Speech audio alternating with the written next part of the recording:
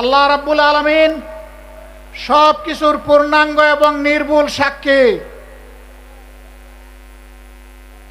এই পরিবর্তন যখন হয় তখন একদল জানবাজ তরুণ এবং তরুণী সামনে এসে বুক চিতিয়ে তারা ভয়কে জয় করে গুলির মুখে আন্দোলন গড়ে তুলেছিল। এটি সঠিক। 15.5 বছর ফ্যাসিবাদী শাসনের বিরুদ্ধে আমরা যারা বিরোধী দলে ছিলাম দফায় দফায় আন্দোলন করেছি, কিন্তু আমাদের আন্দোলনের মুখে ফ্যাসিবাদীরা পালিয়ে যায়নি। যেদিন এই তরুণ তরুণীরা সিদ্ধান্ত নিয়ে সামনে এসেছিল, জনগণ তাদের ডাকে সাড়া দিয়েছিল। নারী পুরুষ শিশু কিশোর যুবক আবাল বৃদ্ধ বনিতা সকলে রাস্তায় নেমে এসেছিল। আন্দোলন সেদিনই সফলতার মুখ দেখেছিল। এখন সরকারি দলের বন্ধুরা তাদের কাউকে বলে শিশু পার্টি আর কাউকে বলে গুপ্ত। লজ্জা! যাদের কারণে আজকে আপনাদের এই গদি, তাদের নিয়ে আপনারা উপহাস করছেন। এর পাওনা বুঝে নেওয়ার জন্য তৈরি হন। এই জাতি ঠিকই পাওনা বুঝিয়ে দেবে আপনাদেরকে।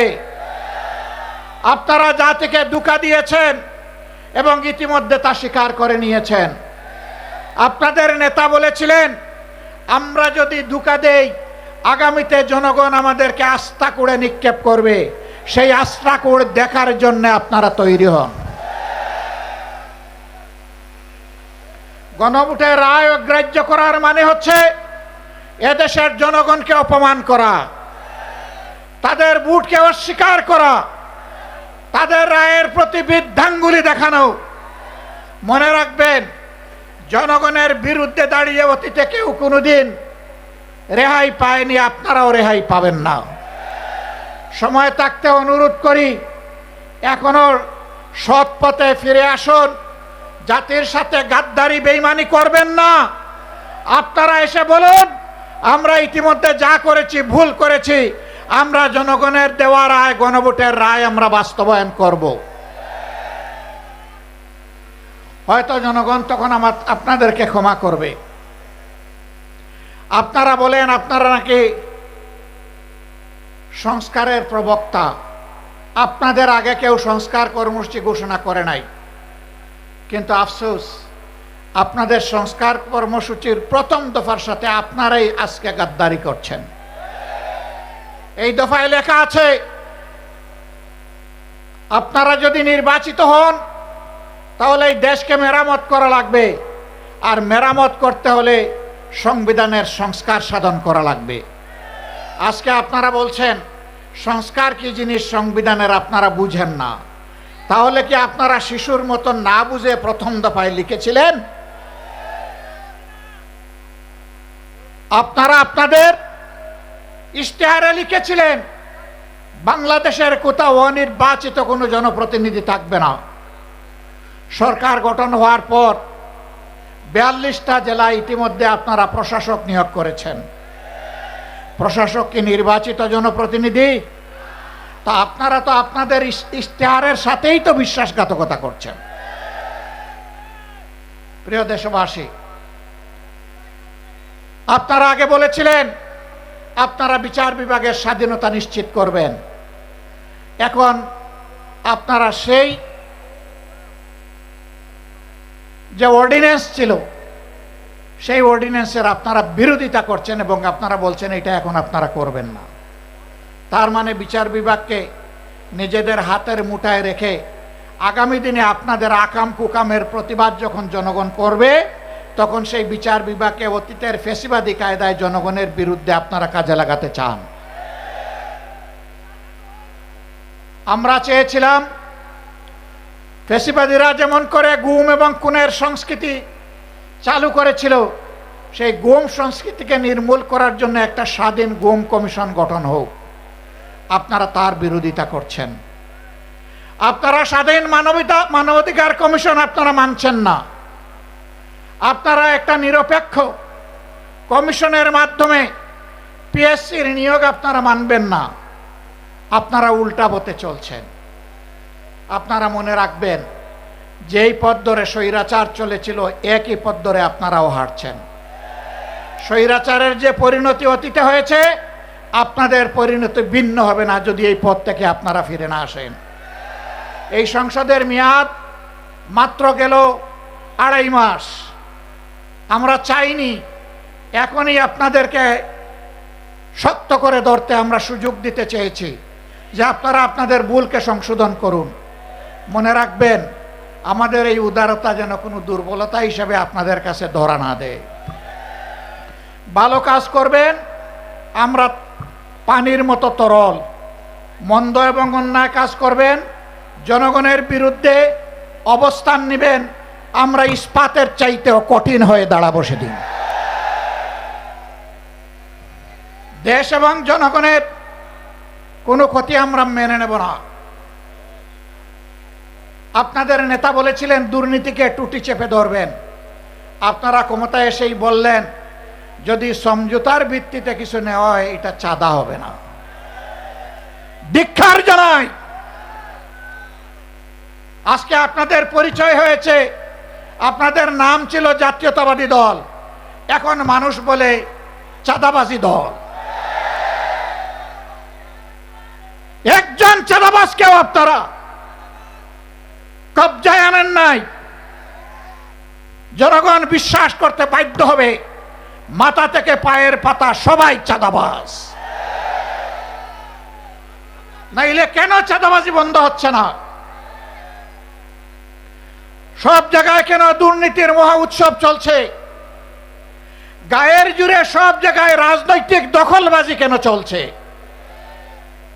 বাংলাদেশ ব্যাংকের মতো সেন্ট্রাল ব্যাংকের জায়গাটাও আপনারা ঠিক রাখলেন না। সেখানে একজন দলখানা লোককে আপনারা, অযোগ্য লোককে আপনারা বসাই দিলেন।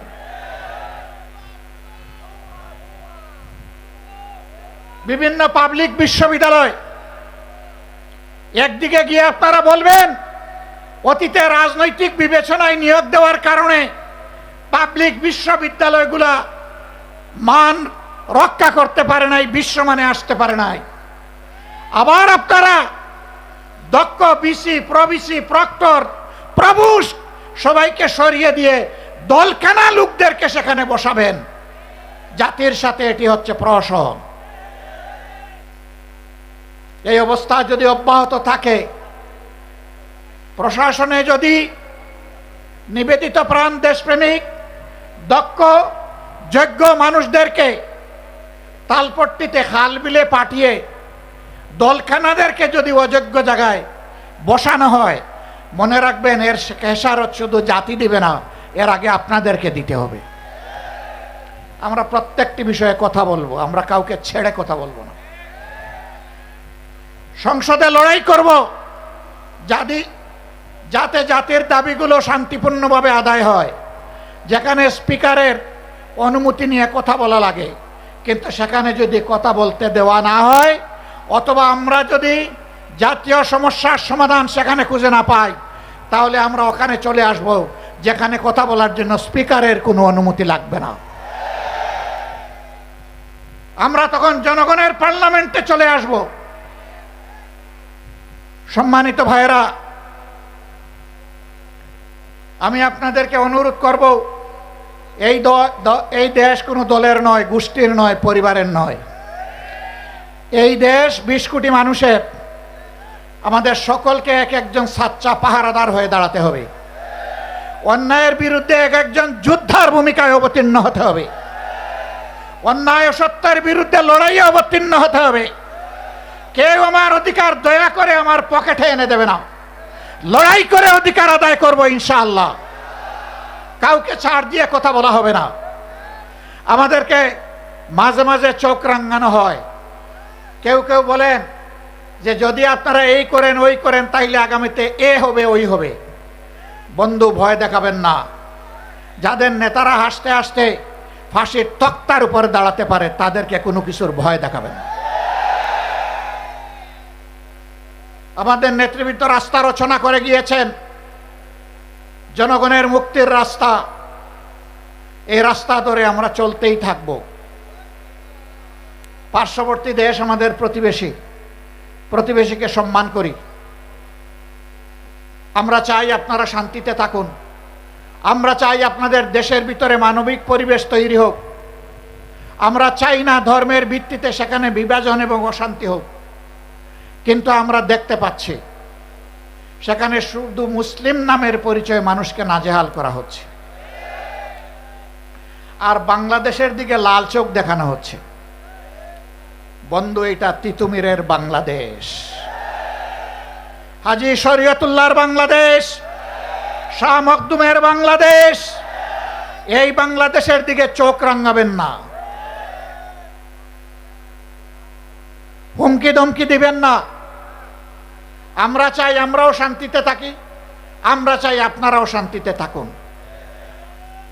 আমাদের শান্তি নিয়ে টান দিলে কারো শান্তিই থাকবে না। আমরা বিশ্ব সম্প্রদায়ের প্রতি আহ্বান জানাবো, এখন সেখানে যে মানবিক বিপর্যয় চলছে, আমরা এই ব্যাপারে আপনাদের বক্তব্য জানতে চাই, আপনাদের পদক্ষেপ দেখতে চাই। এই বিপর্যয় বন্ধ হোক। আমরা বাংলাদেশে কোনো সাম্প্রদায়িক অশান্তি সৃষ্টি করতে কাউকে দেব না। এই দেশ মুসলমান, হিন্দু, বৌদ্ধ, খ্রিস্টান সকলের। এদেশে যারাই জন্মগ্রহণ করবে তারা সমান মর্যাদার ভিত্তিতে নাগরিক অধিকার ভোগ করবে। এটাই বাংলাদেশের ঐতিহ্য। আমরা যে কোনো মূল্যে এই ঐতিহ্য রক্ষা করব ইনশাআল্লাহ। আমাদের ঐতিহ্যের দিকে কেউ যেন কালো হাত এবং নখর না বাড়ায়। যদি বাড়ায় তাহলে 20 কোটি মানুষের 40 কোটি হাত তা রুখে দেবে ইনশাআল্লাহ। সম্মানিত ভাইয়েরা, এখন দেশের অতীতের যে সমস্ত ক্ষতি হয়েছে, অর্থনীতি বিধ্বস্ত হয়েছে, কর্পোরেশন লুটপাট করে শেষ করে দেওয়া হয়েছে, আমাদের যুবকরা বেকার, দিন দিন বেকারের মিছিল বেড়ে যাচ্ছে। এগুলার সমাধান কিভাবে হবে তাই নিয়ে চর্চা হবে সংসদে। আশ্চর্যের ব্যাপার, এখন চর্চা হয় 55 বছর আগে কে কি ছিল না ছিল বাহাদুরি দেখানোর। যার যে ভূমিকা ছিল আমরা তার জন্য স্যালিউট জানাই।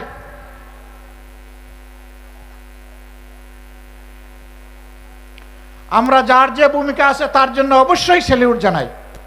কিন্তু একটা জাতি যদি ভবিষ্যতে রাখবো না, ইতিহাস চর্চা করব ইতিহাস থেকে শিক্ষা নেওয়ার জন্যে, ইতিহাসের সাথে বেইমানি করলে একটা জাতিকে কতটা মূল্য দিতে হয় তা জানার জন্য।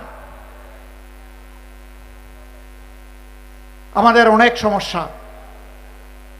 বাংলাদেশের 4 ভাগের 1 ভাগ পদ্মা এবং তিস্তার কারণে এখন প্রায় মরুভূমি হয়ে গিয়েছে। আওয়ামী লীগের প্রথম সরকার ক্ষমতায় আসার পর পরীক্ষামূলকভাবে 15 দিনের জন্য ফারাক্কা বাঁধ এটা বাস্তবায়নের সুযোগ দিয়েছিল, এর কার্যক্রম চালানোর সুযোগ দিয়েছিল। 55 বছরেও 15 দিন শেষ হয় না। ইতিমধ্যে পদ্মা শুকনা মৌসুমে মরুভূমি, আর বর্ষার মৌসুমে এটা দুর্ভোগের কারণ। এখন এই মৌসুমে কৃষকের পানির প্রয়োজন, সাধারণ মানুষের পানীয় জল দরকার, এখন পানি নেই। সরকারকে আমরা সাধুবাদ জানাই, ইতিমধ্যে পদ্মা ব্যারেজের ঘোষণা দিয়েছেন, কিন্তু এটা যেন শুধু লোক দেখানো ঘোষণা না হয়। এই ঘোষণা যেন বাস্তবে রূপ নেয়। তার পাশাপাশি আমরা আরো দৃঢ়ভাবে বলবো, তিস্তা সহ ওই 3টা নদীর পাড়ের মানুষের, 2.5 কোটি মানুষের দুঃখ দুর্দশা দূর করার জন্য তিস্তা মহাপরিকল্পনা অবশ্যই বাস্তবায়ন করতে হবে। আমি কালকেও বলেছি, বিএনপির নেতা, বর্তমান একজন মন্ত্রী, ওই অঞ্চলে বাড়ি, তিনি নির্বাচনের আগে তারেক রহমান সাহেব সহ সবাইকে নিয়ে তিনি তিস্তা পারে বিশাল আয়োজনে মিটিং এবং মিছিল করেছেন। সারা বাংলাদেশ থেকে দলে দলে সাংবাদিক বন্ধুরা সেখানে গিয়েছেন অথবা তাদেরকে নিয়ে যাওয়া হয়েছে। নির্বাচনী আমেজ তৈরি করার জন্য যদি এটা হয়ে থাকে, তাহলে মনে রাখবেন যে স্লোগান দিয়েছিলেন জাগো বাহে, বাহরাজ কিন্তু এখন জেগে আছে, এখন দুইটি চোখ দিয়ে তাকিয়ে আছে। সেদিন যে বক্তব্য দিয়েছিলেন তা বাস্তবায়ন করেন কিনা। আমরা স্পষ্টভাবে বলতে চাই, কারো রক্ত চক্কর দিকে না তাকিয়ে তিস্তা মহাপরিকল্পনা অবশ্যই বাস্তবায়ন করতে হবে। পদ্মায় পানি আনতে হবে। পদ্মার পানি আমাদের ন্যায্য পাওনা, তিস্তার পানি আমাদের ন্যায্য পাওনা। সারা বাংলাদেশে যে 154টা অভিন্ন নদী আছে সবগুলোই আজকে মৃতপ্রায় হয়ে গিয়েছে। একজন বক্তা এখানে বলে গিয়েছেন যে আপনি খাল কেটে মানুষকে পানি দিতে চান, খালের পানির উৎস হচ্ছে নদী। নদী যদি ঠিক মতো না চলে তাইলে খালের পানি আসবে কোত্থেকে? আগে নদীর দিকে নজর দেন, সাথে সাথে খালের দিকেও নজর দেন, তখন জনগণ উপকৃত হবে। আর খাল কাটা কর্মসূচি যদি জনগণের মানসিক প্রশান্তির জন্য করে থাকেন তাহলে এটা বুমেরাং হয়ে দেখা দেবে। আমরা চাই নদীও তার নাব্যতা ফিরে পাক, যৌবন ফিরে পাক, আর খাল কাটা কর্মসূচিও বাস্তবে রূপ দেখুক। আমরা কোনো উন্নয়ন এবং আমরা কোনো ভালো কাজের বিরোধী না, আমরা এর পক্ষে। সম্মানিত বন্ধুগণ, সরকার ইতিমধ্যে যে অপকর্মগুলো করেছে, জাতির সাথে যে ধোঁকা দিয়েছে, যেই 16টা অধ্যাদেশ বাস্তবায়ন না হলে বাংলাদেশে সুশাসন নিশ্চিত করা অসম্ভব, সেইগুলা তারা ফেলে দিয়েছে। এইগুলা যদি তারা বাস্তবায়ন না করে, আমি কথা দিয়ে যাচ্ছি, আমাদের আন্দোলন চলবে সংসদে, একই সাথে চলবে রাজপথে ইনশাআল্লাহ। এবং আমি আস্থার সাথে বলছি, গণভোটের রায়ও বাংলাদেশে ইনশাআল্লাহ বাস্তবায়ন হবে, বাস্তবায়ন করতে বাধ্য করা হবে ইনশাআল্লাহ। গণভোটের রায় যদি বাস্তবায়ন হয় তাহলে দেশে সুশাসনের পথ সুগম হবে, না হয় অতীতের চাইতে ভয়াবহ স্বৈরশাসন জাতির গাড়ি চেপে বসবে। আমি শেষমেশ আপনাদেরকে আহ্বান জানাতে চাই, আসুন দুর্নীতিবাজ আর চাঁদাবাজ এদের বিরুদ্ধে আমরা সামাজিক ঐক্য গড়ে তুলি, আমরা মানুষকে সচেতন করি, গণপ্রতিরোধ গড়ে তুলি। চাঁদাবাজরা আসলে তাদের প্রতি উত্তম মেহমানদারির ব্যবস্থা করি, তারপরে প্রশাসনের হাতে তুলে দেই। যদি আমরা তা পারি তাহলে সরকার লাগবে না, জনগণের শাসনে বাংলাদেশ ঠিক হয়ে যাবে ইনশাআল্লাহ। সরকার এটা করবে না আমরা বুঝতে পারছি, কারণ শস্যা দিয়ে ভূত তাড়াবে কিভাবে? ওই শস্যার ভিতরেই ভূত, দানায় দানায় ভূত, ঘাটে ঘাটে ভূত, জনে জনে ভূত, মাথা থেকে পায়ের পাতা পর্যন্ত ভূত। এই ভূত তাড়ানোর জন্য আমাদেরকে ঐক্যবদ্ধ হতে হবে। আসুন দেশের জন্য, জাতির জন্য, আল্লাহর জন্য, আল্লাহর দিনের জন্য লড়ে যাই যেভাবে তারা লড়ে গিয়ে জীবন দিয়ে গেছে।